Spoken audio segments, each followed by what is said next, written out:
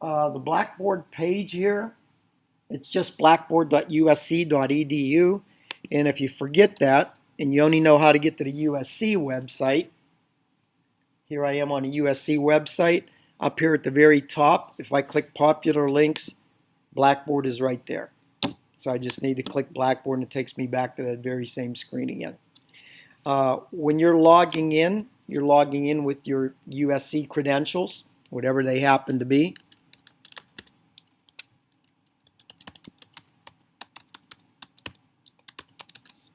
And I'm logging into Blackboard at this point, and I'm now logged into Blackboard. I was mentioned earlier that the enrollments are handled for you, the courses are created for you, ads are handled for you, drops are handled for you. There's no manual, anything you have to do with respect to courses or enrollments or anything. It's just all behind the scenes magic that Leon and Eric take care of, working with the people over in the registrar's office. Anything that's like an important announcement, we kind of put at the top of the screen. Like right now, we're saying courses don't appear unless the instructor turns it on. Or if your courses are missing, you should probably contact the registrar because there's something going on there that you obviously, something got lost in translation or in transition, that you need to contact the registrar. You know, your instructor probably can't help you. Very quickly at the top of the screen, you won't have a system admin, but there's a help area. And there's a help area here for students. There's a help area for instructors. So if I were to click this link for instructor help and I get to the help screen, and for me, it's always about searching.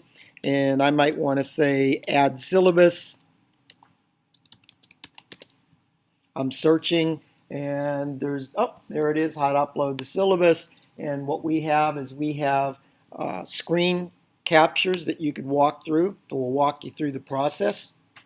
And we also have movies that you can watch that if you're more comfortable watching these short movies, you can watch these short movies to learn how to do things in Blackboard. This has nothing to do with right now, but it does at the end of the semesters. All of the evaluations are electronic at this point. There is no paper at the end of the semesters. What will happen is about 10 days before the end of the semester, each student will get an email letting them know that they need to click a link, and they will come to this page and they will click a link and they will take their evaluations. You will come back to the same place. You will get an email to go back and look at the responses of your students at those end of semester evaluations. Let me click on home again. Your courses will list here. Your students will see courses that they are enrolled in. You have a different section of the screen for areas that you're teaching. They're broken up by semesters. If your screen gets too busy, you can always just collapse these little icons and make it simple for yourself to manage the screen. This not available means that you have elected as the instructor to not use Blackboard. That's your choice. You don't have to use Blackboard. But if it's not available to your students, it is available to you. So if I were to click, even though this is this course right here, there's a social work course on domestic violence. It says it's not available, but if I were to click that link, I jump right into that course because I'm the instructor in that course. So the course is never disabled or hidden from the instructor, only the students. So if I click on home again, I get back to the top screen again. And if I want to make a course available, I can just come over here. This little kind of tool thing, whatever the heck you want to call it, if I click that over there, there's some shortcuts. I could click that first icon and that would turn the course on. I could click the second one, jump right to the gradebook in the course. I could click the third one, jump right to the announcements page in the course. Click the fourth one, jump right to the discussion board in the course. Or click that last one and launch the email from within that course. So just some quick shortcuts there for you to save you a little bit of time. Let me find a course that I can go to. Well, let me show you this before I move on. You should all be enrolled in this course called a best practices course. So if you're interested in some of the things you can do in Blackboard, I suggest you visit this course, click around a little bit and see what's possible. And if you're interested in what the student experience is like, you are a student in this course. So if I were to come over here and click on, say, surveys, and if I wanted to see what it's like to take a survey as a student, that's what you're doing. So there's assignments in here, there's tests and surveys and all kind of things you can do. You're a student. Let me take you back up here. After I do a couple more basics, we'll just open this up for questions because I'm pretty sure that's the way we advertised it, right, Stella? Yep. Some basic things where you might get lost. There's 3 areas to a course. There's a menu that the students see. That's this menu right here. And you can collapse that menu and expand it. There's an instructor menu where instructors go to do things in the course. That's this area down here. And I can collapse it and expand it. And if you want a little more screen real estate, you can always, if you choose to do so, collapse the menus on the left by clicking here and bringing the menu back. And I'm pointing those out because we get a lot of those calls from you guys. I'm in my course, but my buttons are missing. Well, that's probably what you did by accident. And let me just come back here again. There's 2 modes. There is an instructor mode and a student mode. And if I click the little house, that takes me back to the first page in the course. And you'll notice that the button is up here is set to on, so I'm in instructor mode. And I have this button called a create announcement. That's only because the page I'm on. If I were to click a different button, maybe course handouts, I want you to see that there's some other buttons here. Let me go back to that announcement screen for a minute. And now if I turn the instructor mode off, and I want you to pay attention to the button here, it disappears because I'm now in student mode. So if you wanted to jump around in the course and see what the students are seeing when you add things, I'm now in student mode. And if I click down here on that handouts thing again, you're going to see that those buttons I had to add things are gone. And now this is what a student would see. If a student would click on course handouts, they would see a folder called exercises. They click the exercises link and it takes them into a folder, but I created that folder. I named that folder. I put this handout there. I put this video there, and I'm in student mode. And one last thing, if I return back to editing mode by clicking on, I get these options back on the screen that I had hidden before. Can I do 2 more basic things to get out of the way? First one you probably all are going to do is email, right? So how would you email your class? I don't like to scroll up and down. The less scrolling I have to do, the better. So I'm going to collapse that top menu, and I'm going to come down here to course tools. Tools are things like email, discussion boards, blogs, journals, wikis, all those kinds of things. If I were to come over here and click on send email, I have all these options available to me. If I just wanted to send something to all the students, including my TAs or co-instructors, I would do all users. If I just wanted to send something to the students, I would click on all students. And I get a form. And what I want you to see is all the students' names have been put in there for me. I don't have to do anything. I just have an email form. I just give it a subject, write a message. I can attach some files if I want to. And when I click submit, it sends that email. You do not read email in Blackboard. Wherever you have set as your email is where you go to read email. So all Blackboard does is give you an easy way to send an email. So if a student replies to you, they're not replying back to Blackboard. They're replying to your email, whatever your email is. So if my email is carl@usc.edu, I have to log into my mail program. Or if I'm using Gmail or if I'm using Yahoo, I got to log into Yahoo to go find that email because that's where it is. You have an option here if you want to be notified that it was sent. So if I were to click that option, click send, it would send me back a receipt saying, yes, I did send that email to all of these people. That doesn't mean they got it. Doesn't mean they read it. Their mailbox could be full. They may have the mistake of having the wrong email set or be forwarding their email off to somewhere by mistake. You can't assume they got the email. You might want to check with them just to make sure. But, Blackboard's using the email that is set as the primary email for students. It's the one set in Oasis. Unless you happen to also be a TA, which could be using the email that's set in Workday. One last thing, and we can start doing real things. There's a new link over here called Photo Roster. And what we do is we link to the card system, and we pull the photos from the photo ID system into your course. So these are the students in my course. And if I wanted to from here, I could very easily click on the username. It'll launch my mail program, and I can email that student right from here. It'll actually bring up the form to send the email from whatever my designated mail program is.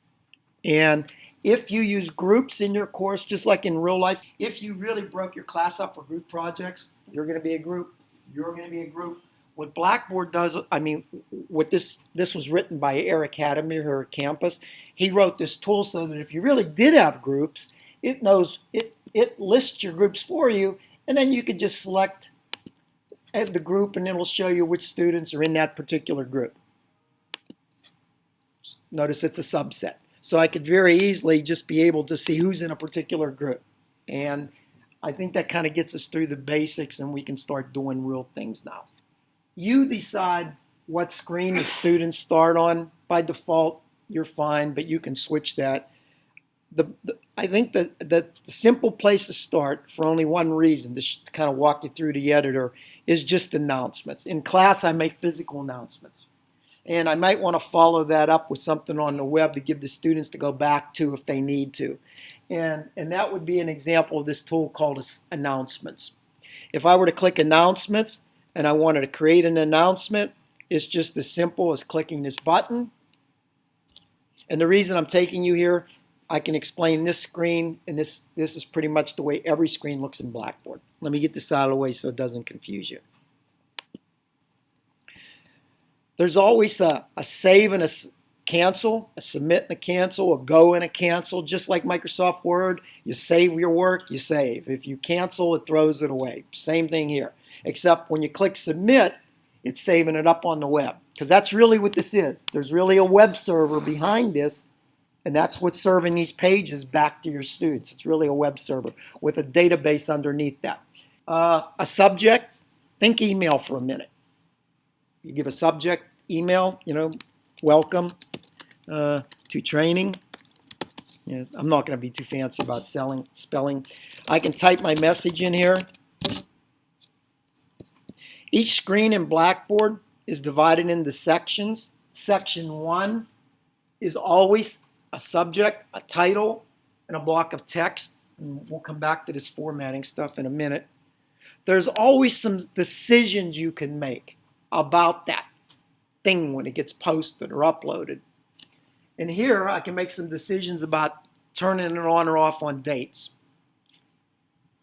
Having a simultaneous email go out to my class. Sometimes there's an additional kind of a feature that you can enable for other things. We'll skip that for now. And there's always that save submit. Is there any difference between clicking submit at the bottom or submit at the top? No. But very simply, I created a title, I wrote some text, I want to put that up in my course. All I have to do is click submit. Oh, it's telling me, I got to select the time. I can date restrict it or not, and if I don't date restrict it, it just goes out there, and the newest thing is always posted at the top of the list. The oldest announcement is pushed down the list, so the student sees always the most current announcement at the top of the screen. Older announcements are pushed down. If you made a mistake, well, if you want to reorder things, you have two ways to reorder things on screens. You can drag and drop them. Or if your drag and drop is not working for something because your browser's blocking something, you always have these little things up here, and you can just click up arrows and down arrows and reorder things over there. So you have two ways to do the reordering. We always recommend you use the most current version of every browser and avoid IE at all costs. So you want to use, Firefox or Chrome or Safari. Last option should be Internet Explorer, just because of they use their own way of doing style sheets. They have their own version of Java. There's a lot of things about Internet Explorer that's kind of off in right field or left field, however you want to call it. Let me bring you back here to this menu. Notice there's a bunch of things here: contact, syllabus, blah, blah, blah, blah, blah. Those don't mean anything. What makes it unique is the label you assign to it and the things you put underneath it. Those are just generic things that are put there for you to start with. If I didn't like the word syllabus, I can just come over here and click on this and rename that and call that course syllabus.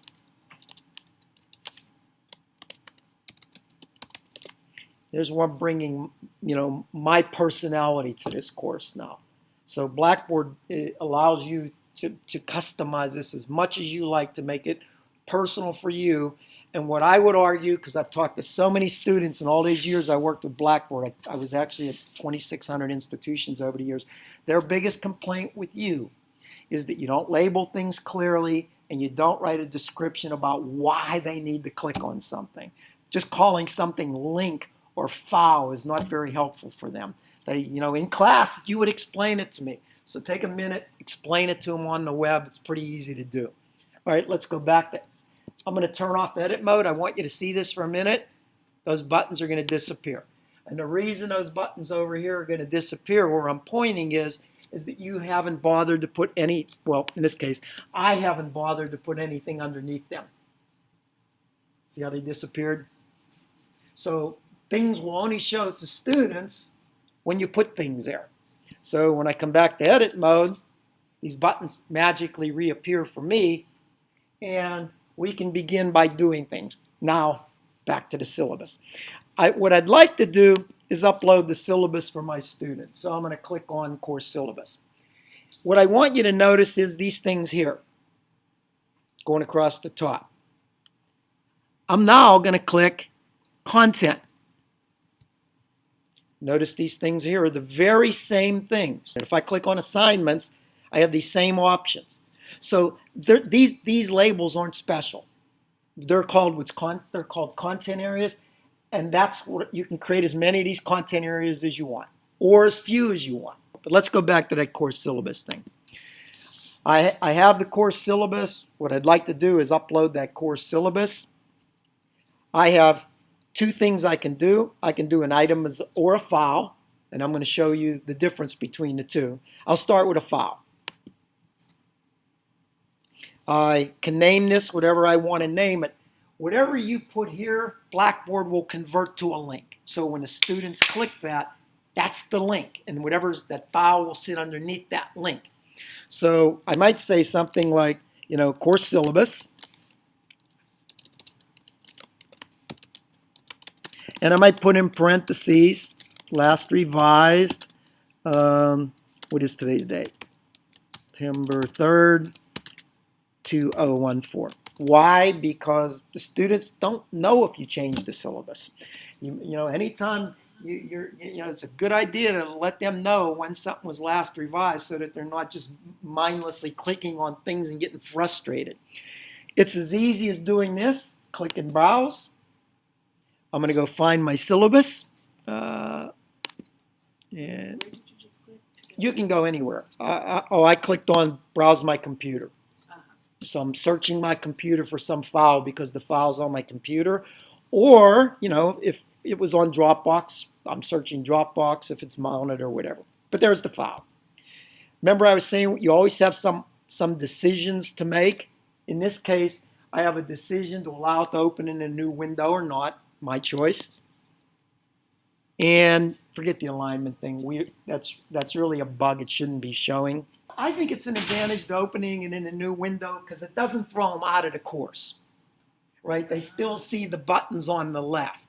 And if you open it in a new window, this panel or buttons on the left side are replaced by the full Word file and then they have to click their browser back button. And sometimes I get lost doing that. So personally, I like to always have it open in a new window. And especially if you have a larger monitor, you can have one open on one side and the other open on the other side. But it's a choice thing. This was that question. Can you put something up and hide it? That's what this is for. And I'm going to do that for now. I'm going to upload that syllabus, but I'm not going to display it to the students. I'm going to turn it off. I'm sorry, wrong place. Permit the students to see. I'm going to turn it off. So I'm in progress. I'm not completely satisfied that I'm ready to turn it on. That's that. And the second thing then here is tracking.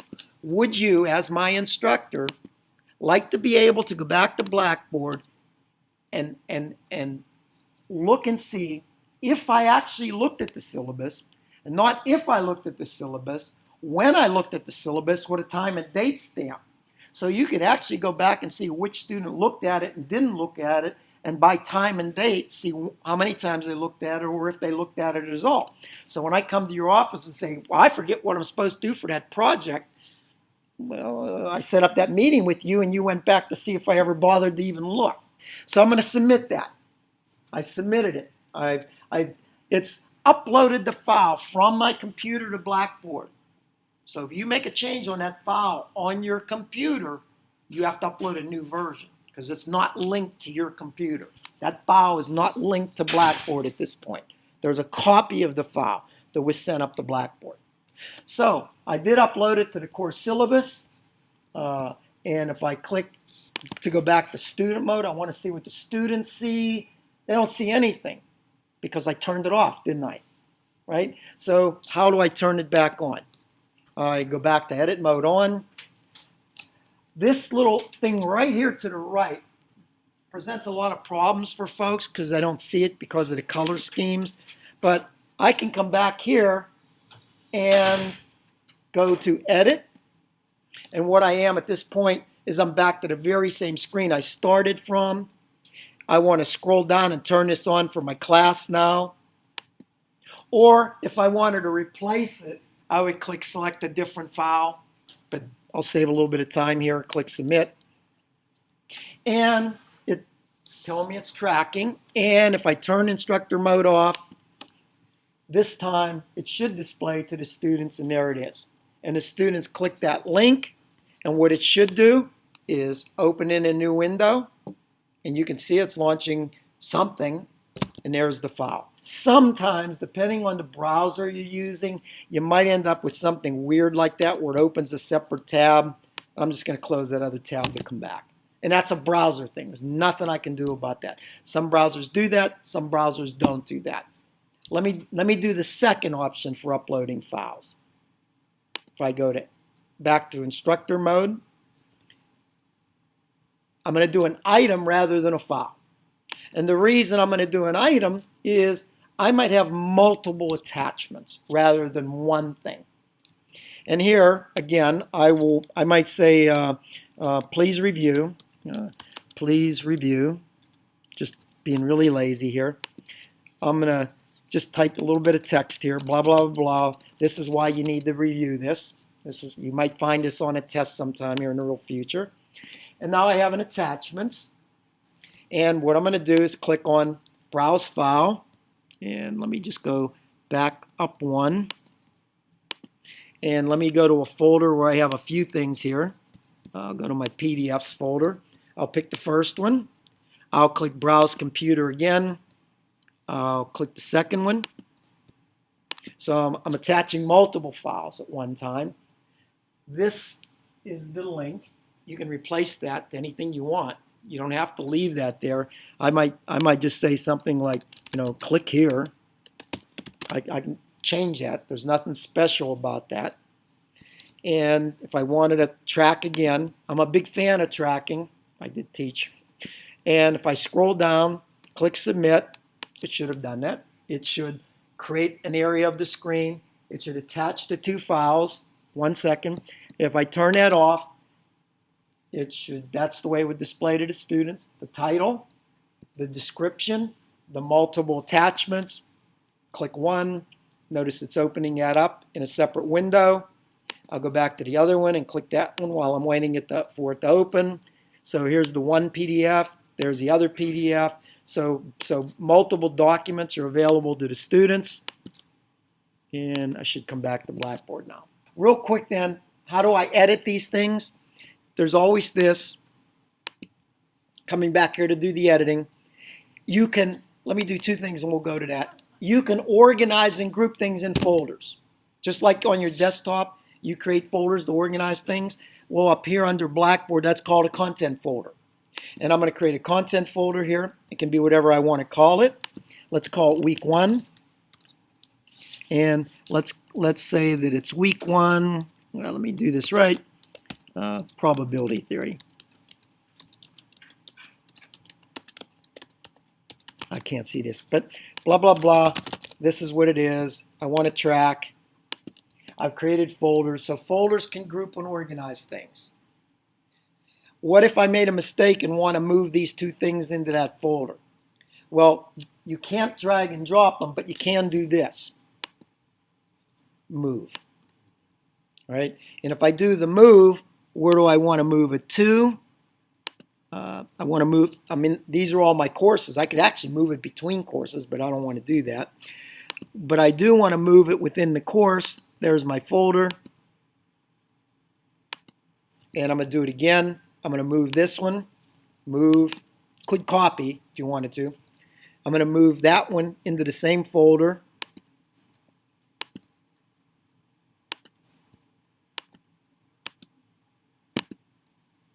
And now kind of getting to what you were asking a little bit earlier about not doing things twice. What if I created these things in one course, and I teach multiple sections, and I have week 1, week 2, week 3, 4. I don't want to have to go through doing this all over again. Well, what I could do is do a copy, and I can then pick a different course that I'm an instructor in, and I can copy it into that course. And we also always want to make sure we copy any embedded files and create links for things that cannot be opened. And I'm going to pick where I want to put this in this other course. And come on. Not sure what that's. Oh, maybe I have to go to a different course. Oh, I'm not the instructor in the other course. How did you switch between courses so quickly? There's just this pull down here.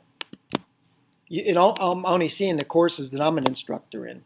Okay, so, and it's just where it says destination? Yes. Well, no, that's the folder I want to put things in.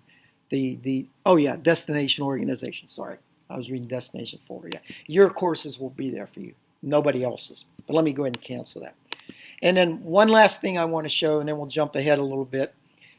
Inside here, let's say I edit this folder, and I'm just going to point out a couple things here. There's this text. Let me be really lazy here. There's always help on the screen. I should point this out. You may not know this, but there's a little more help here. And this is explaining the page. So if you're not sure what that page is and what all those things are on that page, you can always click that little more help thing at the top, and it'll explain what these things are on the screen. And the only reason I did that, I want to be really lazy here, and I just want to copy that text so that I can have something to paste. And you can see that I pasted that into that window. So you can cut and paste. But again, some browsers work different than other browsers. Some things may not copy correctly because of the browser you're using. You may have settings configured somewhere in your preferences of your browser to block that copying. That's what that 0555 is for. It might be able to help you out. But the other reason I took you here, because these are some basic things you might want to do. Let's say, for example, in this text that I wrote in Microsoft Word, I'm teaching a lesson on plate tectonics. And what I'd like to do is have the students click on a link and go visit a website. And I want to create that link from within here. How do I do that? Well, all I need to do is come over here somewhere, and I will highlight some text. For example, maybe group material based on theme. And there's a little thing called a paperclip. See a little paperclip right there? And It says insert or edit a link. If I click that little icon, up will pop a window. I can type a URL in there.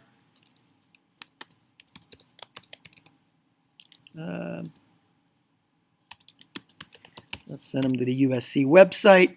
And notice I can open in a new window, which I always like to do. And if I click insert, now I don't know about you, but I hate to do work twice. I want to test this before I leave it. And that's what that little thing up there that looks like a monitor is. That little icon that looks like a monitor. If I click that monitor, that puts me into preview mode. So I'm getting a chance here to test this. So if I click that link, I would expect that to open up a website, and that should take me to the USC website. And let's see if I did this correctly. It worked. So at that point, I'm satisfied my linking worked correctly. And I'm going to do one more thing before I leave here. What I'd like to do is let's pretend for a minute that a different way to attach files, a completely different way to attach files. What I'd like to do is, rather than using that button down below, I'd like to attach or insert the files right in here. And I can do that by clicking this paper clip over here on the left. But before I do, I might want to put these files in a bulleted list. And now I'm going to click that paper clip. And once again, I'm browsing my computer. I'm going to find that same PDF. And I'm not going to change any of the settings just because I want to do this quickly. There's my second bullet, paper clip again. There's my second file. And I'm going to click submit. And at this point, just forget everything else. I'll just submit this. I'll turn off the instructor mode so we see how it looks to a student.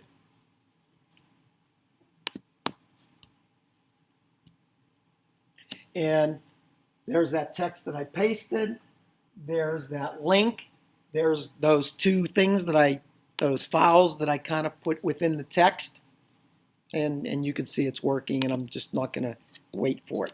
So what I want you to walk away with it is there's three different ways to kind of put the content up there. There's that using a file option. There's using the item option, which allows you to attach multiple files if you're using that button down below, that browse button. Or if you go into that editor, you have a little bit more control over the formatting and the look and feel, and you can make it look a lot neater and nicer if you have that kind of a time like I did here. And you always have that option to do links.